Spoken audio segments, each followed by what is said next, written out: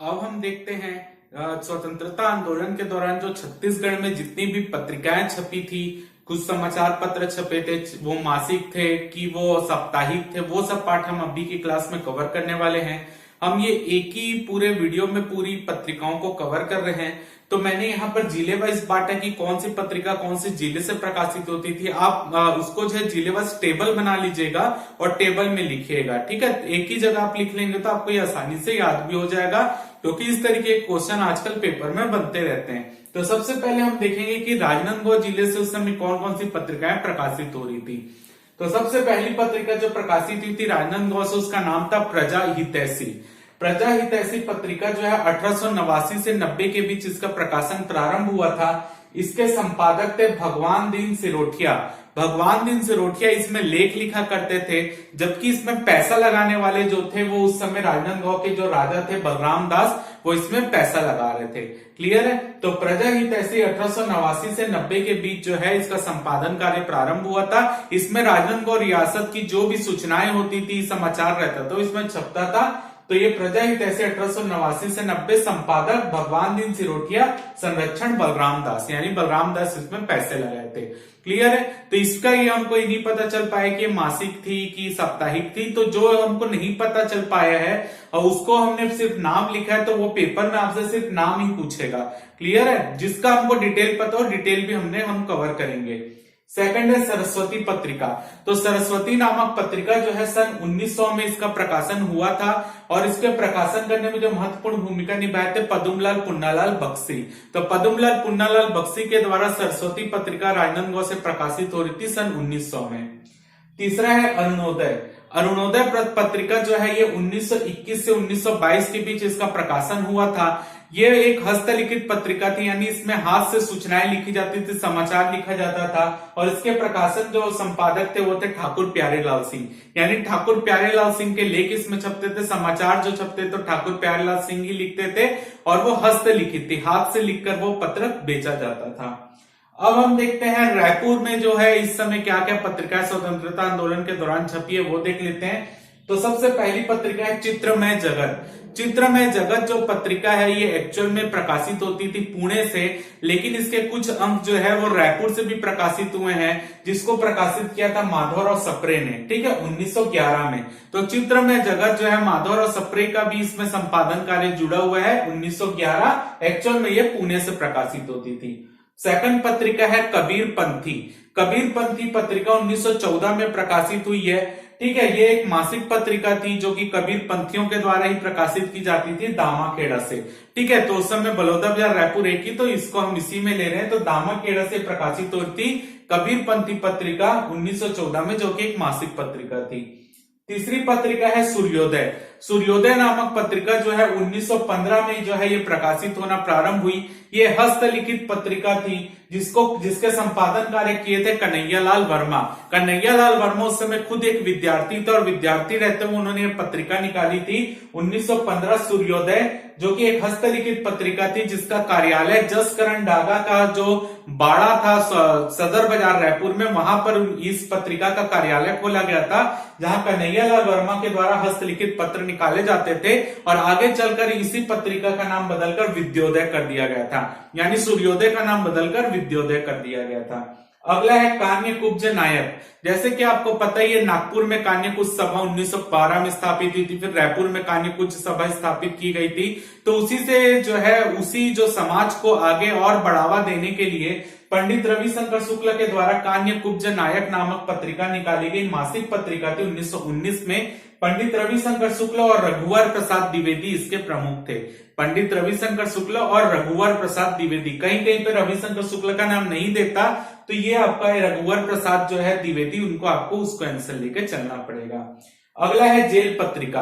Jail पत्रिका का जब मैं आपको वीडियो में पंडित सुंदरलाल शर्मा के बारे में पढ़ाया था, पूरा डिटेल में बताया था कितने पेज थे, कितना अंक प्रकाशित हुआ, ये सब हमने पहले देखा हुआ है।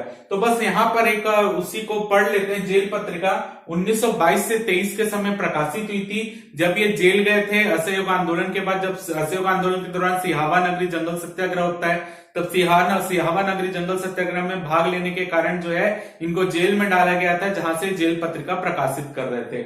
1922 से 23 पंडित सुंदरलाल शर्मा, जो कि हस्तलिखित पत्रिका थी। डिटेल पूरा हमने पढ़ा हुआ है पहले। अगला है उत्थान पत्रिका। उत्थान पत्रिका का भी डिटेल हमने पढ़ाया था आपको। 1935 में पत्रिका प्रकाशित हुई थी। ये जो है रायपुर जिला काउंसिल के द्वारा प्रकाशित हो रही थी। रायपुर जिला काउंसिल के अंतर्गत जो है पंडित रविशंकर शुक्ल रायपुर जिला काउंसिल के प्रमुख रहते हैं, जिसके अंतर्गत ये पत्रिका प्रकाशित होती। उत्थान जो कि एक मासिक पत्रिका रहती है, रायपुर जिला काउंसिल के द्वारा प्रकाशित। संपादक इसके रहते हैं पंडित सुंदरलाल त्रिपाठी।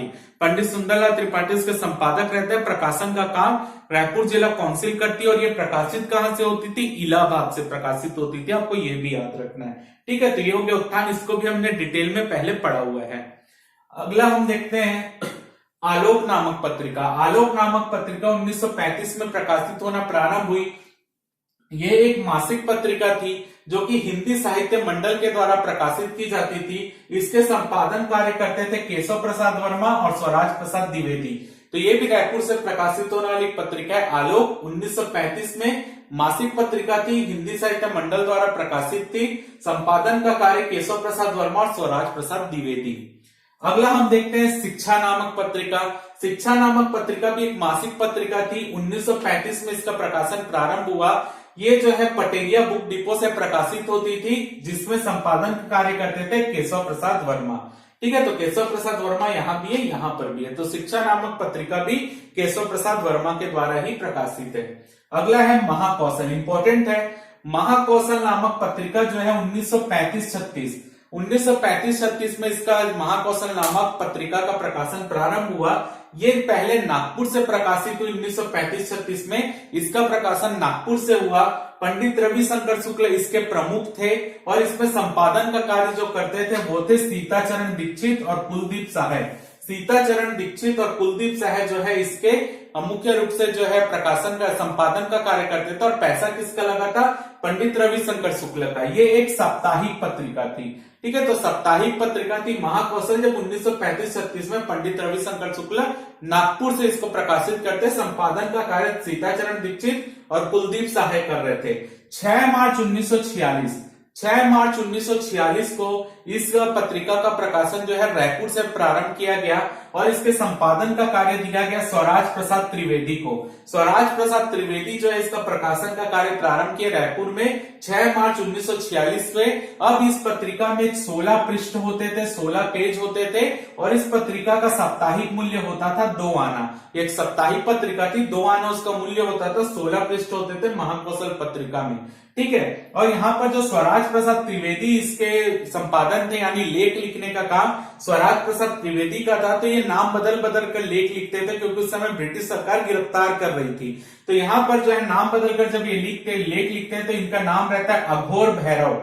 एक नाम रहता है अघोर भैरव और दूसरा नाम रहता है देव कुमार। यानी स्वराज प्रसाद त्रिवेदी उस समय जो है ये नाम से पत्रिकाओं का प्रकाशन कर रहे थे। तो संपादन का कार्य इसमें लिखा रहता था अघोर भैरव या देव कुमार। एक्चुअल में वो थे स्वराज प्रसाद त्रिवेदी। अगला देखते हैं कांग्रेस पत्रिका। तो कांग्रेस पत्रिका का प्रकाशन भी 1937 में चालू हुआ था। ये रायपुर जिला कांग्रेस कमेटी के द्वारा प्रकाशित पत्रिका थी, जिसमें संपादन का कार्य किए थे नंद कुमार दानी, जो कि एक साप्ताहिक पत्रिका थी। इसको भी डिटेल में हमने क्लास में देखा हुआ है, ठीक है। तो कांग्रेस पत्रिका 1937, संपादक नंद कुमार दानी, साप्ताहिक, रायपुर जिला कांग्रेस कमेटी। ये चुनाव में जो थे, चुनाव में मुख्य रूप से इस पत्रिका का प्रयोग किया गया था कांग्रेस के प्रचार के लिए। अगली पत्रिका है अग्रदूत। अग्रदूत पत्रिका भी रायपुर से प्रकाशित हुई है 1942 में भारत छोड़ो आंदोलन के दौरान, जिसके प्रमुख थे केशव प्रसाद वर्मा और स्वराज प्रसाद त्रिवेदी। केशव प्रसाद वर्मा और स्वराज प्रसाद त्रिवेदी इसके प्रमुख थे।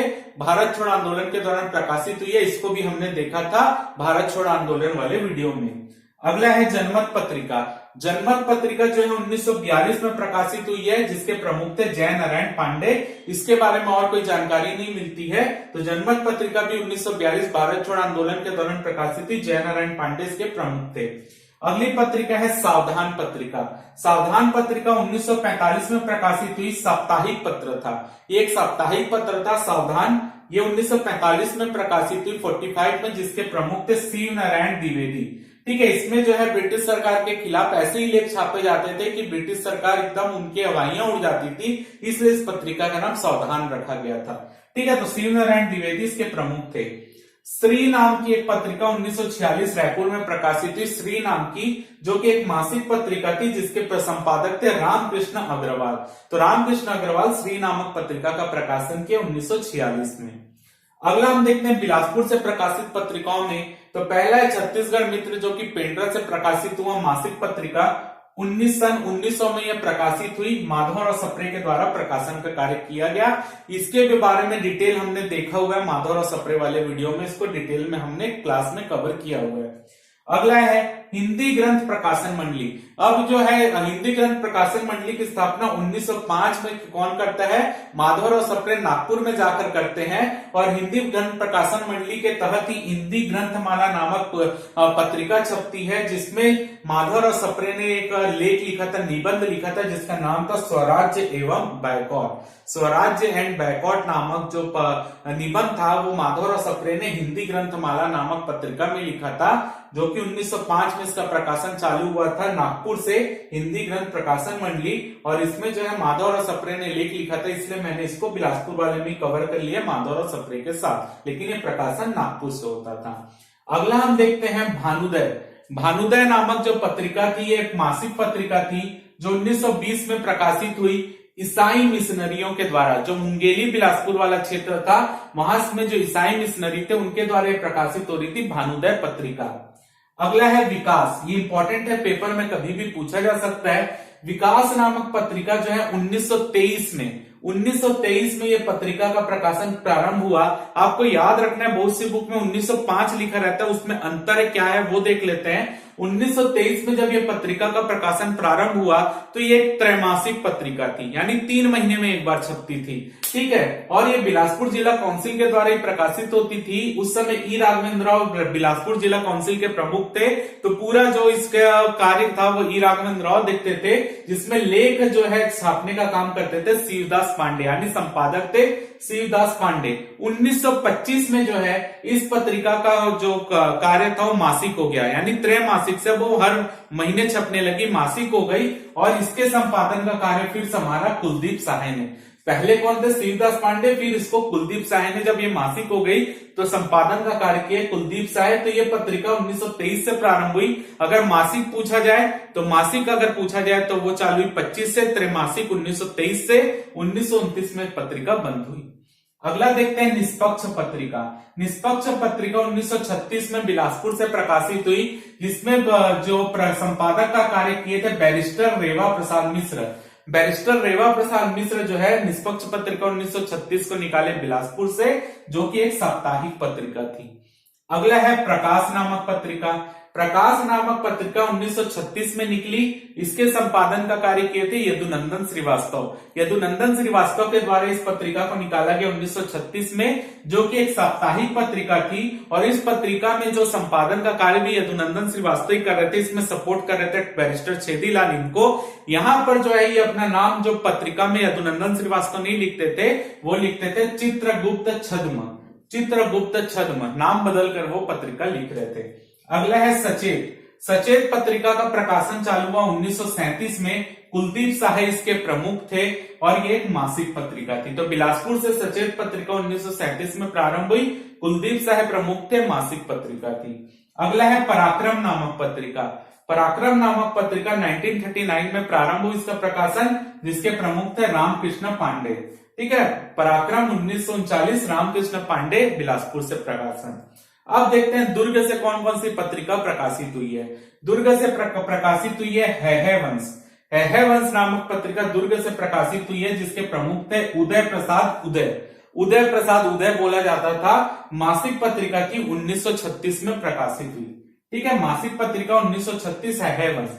दूसरा है कांग्रेस प्रचार पत्रिका, इंपॉर्टेंट है, पेपर में आ सकता है। कांग्रेस प्रचार पत्रिका जो है वो दुर्ग कांग्रेस कमेटी के द्वारा जो दुर्ग की कांग्रेस कमेटी थी उसके द्वारा प्रकाशित हो रही थी। रत्नाकर झा दुर्ग कांग्रेस कमेटी के इस समय प्रमुख थे। तो रत्नाकर झा के माध्यम से इस पत्रिका को प्रकाशित किया जाता। और जो चुनाव हो रहे थे उसमें कांग्रेस के प्रचार करने के लिए, तो 1939 में क्योंकि बंद हो गया था, बाद में कांग्रेस का प्रचार को फैलाने के लिए जो है ये पत्रिका प्रारंभ की गई 1939 में। तो रत्नाकर झा जो है इसके प्रमुख थे, दुर्ग कांग्रेस कमेटी के माध्यम से प्रकाशित हो रही थी। अगली है जिंदगी। जिंदगी नामक पत्रिका 1947 में प्रकाशित हुई। ये एक मासिक पत्रिका थी और ये जो है केदारनाथ झा के द्वारा प्रकाशित हो रही थी। ठीक है, केदारनाथ झा इसमें संपादन का कार्य कर रहे थे।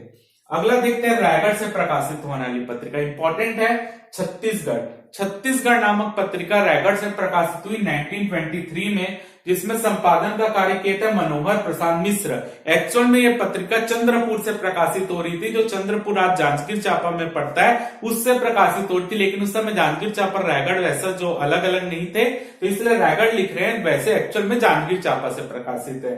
ठीक है, ये एक मासिक पत्रिका थी छत्तीसगढ़ और इसके टोटल 64 पेज होते थे।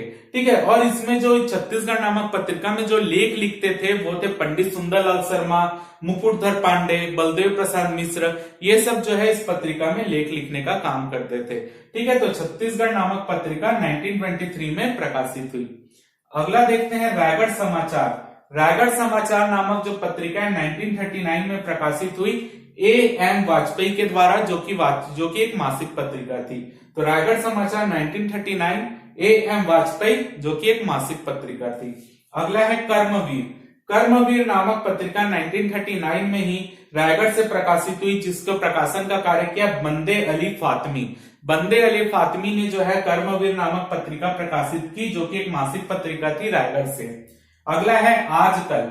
आजकल नामक पत्रिका 1944 में प्रकाशित हुई ज्वाला प्रसाद मिश्र के द्वारा। ये भी रायगढ़ से प्रकाशित थी, ज्वाला प्रसाद मिश्र इसको प्रकाशित कर रहे थे। संपादन का कार्य आजकल 1944। अब कुछ और है, उसको देख लेते हैं। जैसे सरगुजा संदेश नामक पत्रिका सरगुजा से निकलती थी 1937 में।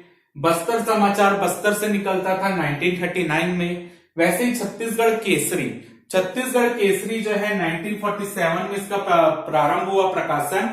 रायपुर से इसका प्रकाशन होता था और इसके प्रमुख थे दीपचंद डागा, जो कि शिवदास डागा के बेटे थे। तो शिवदास डागा के बेटे दीपचंद डागा के द्वारा छत्तीसगढ़ केसरी का प्रकाशन रायपुर से प्रारंभ हुआ 1947 में। और राष्ट्रबंधु नामक पत्रिका जो है 1950 में रायपुर से प्रकाशित हुई, जो कि एक अर्ध साप्ताहिक पत्रिका थी, यानी सप्ताह में 2 बार आती थी, जिसके प्रमुख थे ठाकुर प्यारेलाल सिंह। ठीक है, तो ठाकुर प्यारेलाल सिंह अर्ध साप्ताहिक पत्रिका राष्ट्रबंधु 1950। याद रखे, कंफ्यूजन के लिए आपको राजनांदगांव दे सकता है, लेकिन वो क्योंकि उनकी कर्मभूमि जो है द्वितीय मजदूर आंदोलन के बाद क्या हो जाती है, रायपुर हो जाती है, इसलिए पत्रिका का प्रकाशन भी रायपुर से उन्होंने किया है। तो राष्ट्रबंधु पत्रिका रायपुर 1950 अर्ध साप्ताहिक ठाकुर प्यारेलाल सिंह। तो ये कुछ इंपॉर्टेंट पत्रिका थी। याद कीजिए, जो रायपुर जिला कांग्रेस कमेटी, रायपुर जिला काउंसिल, बिलासपुर जिला काउंसिल या दुर्ग कांग्रेस कमेटी, इनके द्वारा जो प्रकाशित पत्रिका थी अधिकतर पेपर में उसी से क्वेश्चन आते हैं। और जो पत्रिका जो है मुख्य रूप से जो पत्रिका फेमस पर्सनैलिटी के द्वारा लिखी गई है, उनसे ज्यादा क्वेश्चन पूछा जाता है। तो जैसे कि मैंने आपको बताया भी था, जैसे पंडित रविशंकर शुक्ला आयरलैंड का इतिहास लिखे हैं, वैसे ही ठाकुर छेदीलाल क्या लिखे हैं, हॉलैंड का इतिहास। ठीक है, तो इस तरीके के क्वेश्चन जो है बुक में भी, पेपर में आप देखोगे, पेपर में वैसे ही क्वेश्चन आते हैं। तो आप इसमें जो इंपॉर्टेंट पत्रिका, इंपॉर्टेंट नाम आपको दिख रहे हैं, उनको ज्यादा प्रीफर दीजिएगा याद करने में। तो इससे पेपर में क्वेश्चन आजकल बन रहे हैं, तो बन सकता है। तो यहीं पर आज की क्लास खत्म करते हैं, मिलेंगे कल की क्लास में। तब तक आप इसके स्क्रीनशॉट लीजिए, मिलते हैं अगली क्लास में।